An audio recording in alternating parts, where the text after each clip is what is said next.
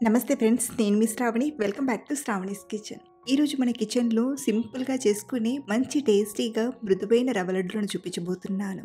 ఈ స్టైల్లో రవ్వ లడ్డులు చేస్తే ఎవ్వరు చేసినా సరే చాలా బాగా వస్తాయి. సాఫ్ట్గా, జ్యూసీగా, పర్ఫెక్ట్గా కుదురుతాయి. మీరు ఈసారి రవ్వ లడ్డులు చేసేటప్పుడు నేను చెప్పబోయే ఈ టెక్నిక్తో ఒకసారి ట్రై చేసి చూడండి. లడ్డూలు గట్టిగా రాకుండా చాలా బాగా కుదురుతాయి. మరి లేట్ చేయకుండా ఈ మృదువైన లడ్డూలను సింపుల్గా ఎలా చేయాలో ఇప్పుడు చూద్దాం రండి. ఈ రవ్వ లడ్డులు చేయడానికి మెజర్మెంట్స్ కరెక్ట్గా ఫాలో చేస్తే చాలా బాగా వస్తాయండి. ఇక్కడ మనం ఏ కప్పుతో అయితే ఉప్మా రవ్వను కొలిచి తీసుకుంటామో మిగతా వాటిని కూడా అదే కప్పుతో కొలిచి తీసుకోవాలి. సో నేను తీసుకున్న రవ్వ వెయిట్ వైజ్ వచ్చేసి ఒక 300 గ్రామ్స్ వరకు ఉంటుంది. మరో పక్కన స్టవ్ ఆన్ చేసి ప్యాన్లోకి ఒక పావు కప్పు నెయ్యిని తీసుకోండి. వెయిట్ వైజ్ ఒక 50 to 60 ml వరకు నెయ్యిని తీసుకున్నాను. నెయ్యి వేడయ్యాక కట్ చేసిన డ్రై ఫ్రూట్స్ని తీసుకొని ఫ్రై చేయండి. ఇక్కడ నేను లడ్డూలోకి కొంచెం డ్రై ఫ్రూట్స్ని ఎక్కువగానే తీసుకున్నాను. మీరు కావాలంటే కొంచెం తగ్గించైనా తీసుకోవచ్చు. వీటిని ఇలా మంచి బంగారు రంగులోకి వచ్చేంత వరకు బాగా ఫ్రై చేసి ఒక గిన్నెలోకి తీసుకొని పక్కన ఉంచండి. ఇప్పుడు ఇదే నెయ్యిలోకి మనం కొలిచి తీసుకున్న ఒక కప్పు బొంబాయి రవ్వను తీసుకొని బాగా ఫ్రై చేయండి. ఈ టైంలో మంటను మీడియం ఫ్లేమ్లో పెట్టి ఇలా కలుపుతూ ఒక 5-6 నిమిషాలు బాగా ఫ్రై చేయండి. 5-6 నిమిషాలు ఫ్రై చేసేసరికి రవ్వ అనేది ఒక 50% ఫ్రై అవుతుంది. అలాగే రవ్వను హై ఫ్లేమ్లో ఫ్రై చేశారంటే మాడిపోయే ఛాన్స్ ఉంటుంది. కాబట్టి ఇలా కలుపుతూ మీడియం ఫ్లేమ్లోనే బాగా ఫ్రై చేయండి. చూడండి, ఇలా ఒక 5-6 నిమిషాలు బాగా ఫ్రై చేశాక ఇప్పుడు ఇందులోకి పాలను తీసుకుందాం. ఇక్కడ మనం తీసుకున్న కప్పుతోనే ఒక కప్పు కాచిన పాలను కొంచెం గోరువెచ్చగా ఉన్నప్పుడు తీసుకుంటున్నాను. పాలను ఒకే ప్లేస్లో వేయకుండా ఇలా స్ప్రెడ్ చేసినట్టుగా తీసుకోండి. అదే మీరు వేడి వేడి పాలను తీసుకున్నట్లయితే ఒక చేత్తో వేస్తూ ఇంకో చేత్తో కలుపుతూ అయినా తీసుకోవచ్చు. ఇక్కడ నేను తీసుకునే పాలు కొంచెం గోరువెచ్చగా ఉన్నాయి కాబట్టి ఇలా స్ప్రెడ్ చేసినట్టుగా తీసుకుంటున్నాను.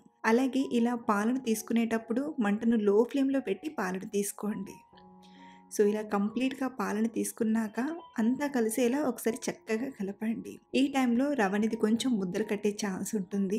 కాబట్టి ముద్దలు కట్టకుండా కొంచెం ఫాస్ట్గా అంతా కలిసేలా కలపండి. ఇలా కలిపాక మళ్ళీ రవ్వ అనేది పొడి పొడిగా వచ్చేంత వరకు మంటను మీడియం ఫ్లేమ్లో పెట్టి బాగా ఫ్రై చేయాలి. ఇలా మనం కలుపుతూ ఒక 3-4 నిమిషాలు ఫ్రై చేసినా అక్కడక్కడ ఇలా ఏమైనా చిన్న చిన్న ఉండల్లా మిగిలిపోతే ఇప్పుడు చెప్పబోయే ఈ చిన్న టెక్నిక్ని ఫాలో అవ్వండి. ఆలు మ్యాషర్ ఉంటుంది కదా, ఈ ఆలు మ్యాషర్తో ఒక 2 నిమిషాలు ఇలా కొంచెం మెదిపినట్టుగా చేస్తూ ఫ్రై చేయండి. దీని వలన ఇందులో ఏమైనా చిన్న చిన్న ఉండల్లాంటివి ఉంటే అదంతా కూడా కలిసిపోయి పొడి పొడిగా వస్తుంది. మీ దగ్గర ఇలాంటి మ్యాషర్ లేకపోతే కొంచెం చేతికి ఎక్కువగా పని చెప్పి కలుపుతూ బాగా ఫ్రై చేయండి. ఇలా మనం పాలను తీసుకున్నాక మరొక 6-7 నిమిషాలు బాగా ఫ్రై చేయాలి. రవ్వను ఎంత బాగా ఫ్రై చేసి లడ్డూలను చేస్తామో అంత రుచిగా వస్తాయి. కాబట్టి ఈ విషయాన్ని గుర్తుంచుకొని రవ్వను చక్కగా ఫ్రై చేయండి. ఇక్కడ నేను రవ్వను 14-15 నిమిషాలు బాగా ఫ్రై చేశాను. ఇది బాగా ఫ్రై అయ్యి ఇలా పొడి పొడిగా వచ్చాక ఒక బౌల్లోకి తీసుకుందాం. అలాగే ఇందులోనే మనం ఫ్రై చేసి పెట్టిన డ్రై ఫ్రూట్స్ని కూడా తీసుకొని బాగా కలపండి. ఇలా ఒకసారి బాగా కలిపాక ఇప్పుడు ఇందులోకి స్వీట్కి సరిపడా చక్కెరను తీసుకుందాం.